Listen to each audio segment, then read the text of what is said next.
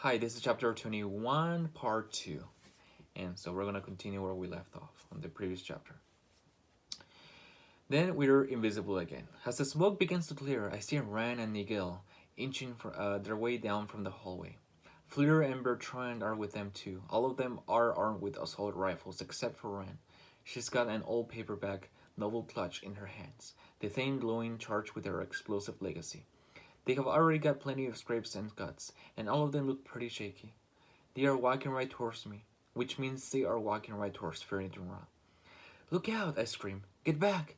As a group, they jump out the sound of my voice, but they cannot see me. And now it's too late. Farrington Ra appears from thin air.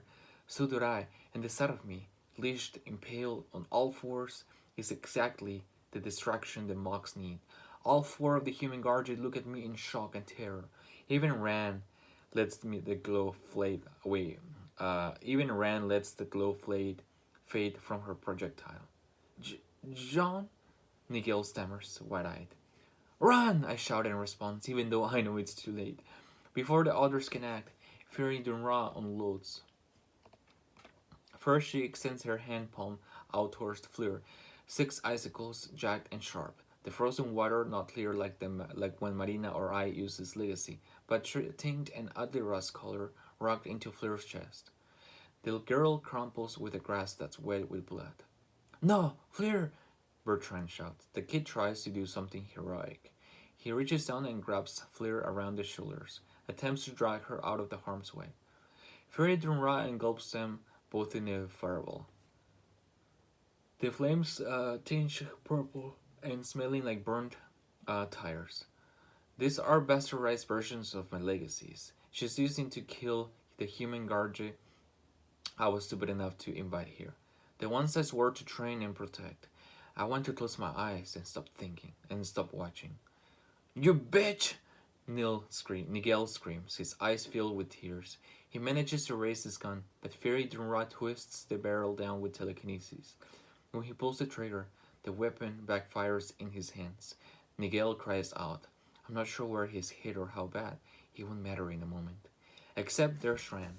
Luckily, Nigel stumbles backwards into her. She grabs him by the scruff of the neck and slings him down an adjoining halfway. With a burning glance at me, Ran does what I told her. She runs, pushing the injured Nigel along as she goes, just ahead of another one of Fairy Duran's fireballs. She starts after them, but I put my weight down. Her tentacles dip deeper into my body, and I can taste blood in my mouth.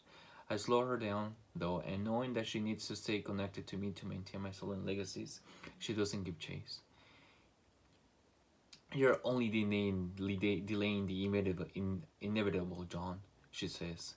Fury looks down at the two bodies, Bertrand and Fleur, barely recognizable, their skin chair black, and a new tentacle juts out from her oily mass of arm, probing around them. She sighs. The spark in these two had barely even started, You picked them before they were ripe, says the thing mock as he and the other Batborn emerge from the room where they've taken cover. The Batborn scramble around, grabbing their blasters. Fairy Dunra picks up my leash. I never got it over my head. And shrugs at the thing mock. She looks down at me. I wonder, is this how you felt as you slattered your way through our warship? She makes a sound that's close to purring. Did you enjoy that as much as I'm enjoying this? She gives my nose a tug, and we are moving again. As she drags me past Bertrand and Fleur, I reach towards them. I know it's futile. I'm cut off from my legacies as long as Fairy Dunra has control of me, but I harbor a desperate hope that I'll somehow be able to push some of my healing legacy into them.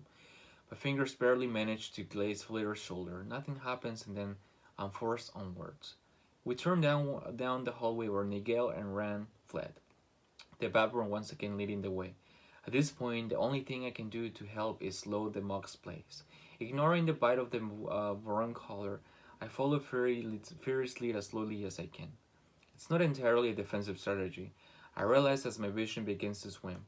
I'm losing a lot of blood. At one point, I fall down on my elbows and hear something in my shoulder crack.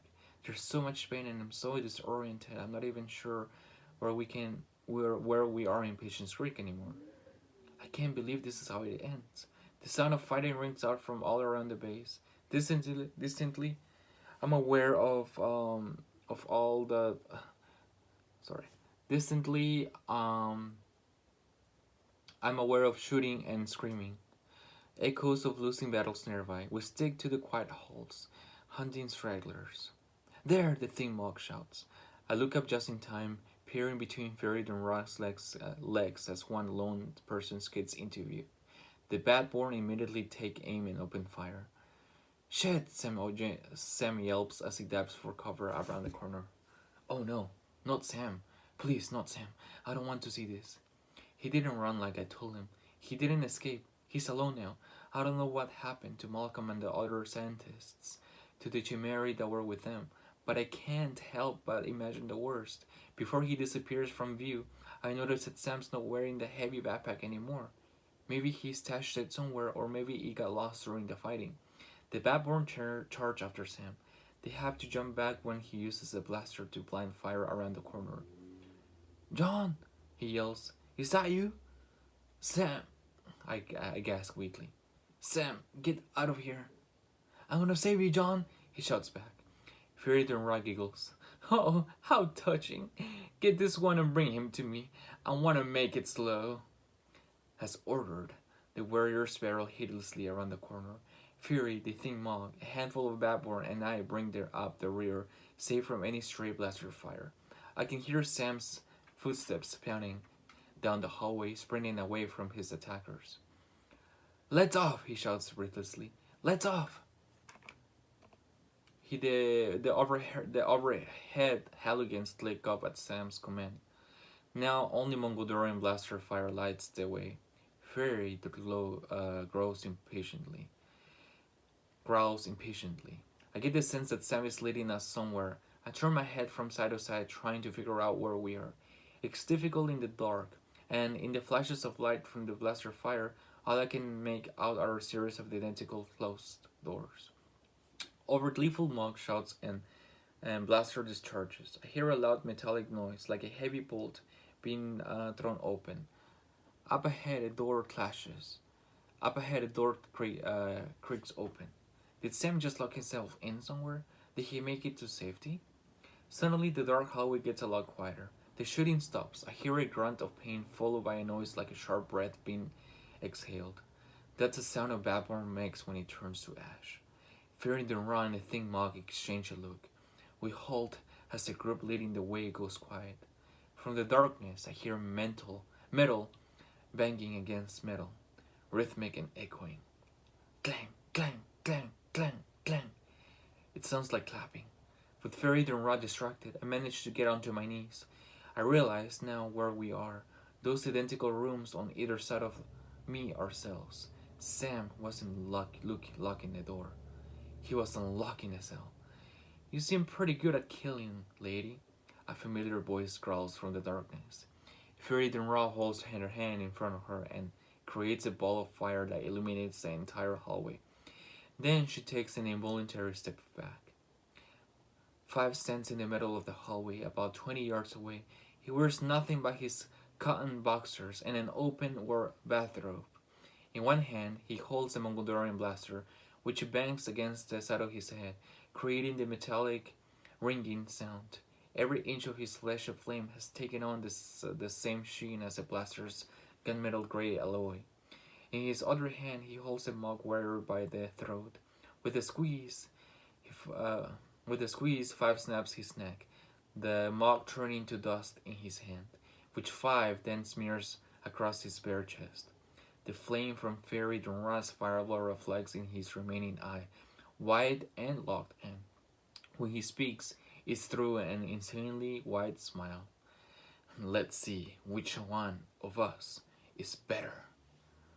And that's going to be the end of chapter 21, a pretty exciting chapter as I can see. I hope you enjoyed this chapter, and chapter 22 will be up next. Have a nice day.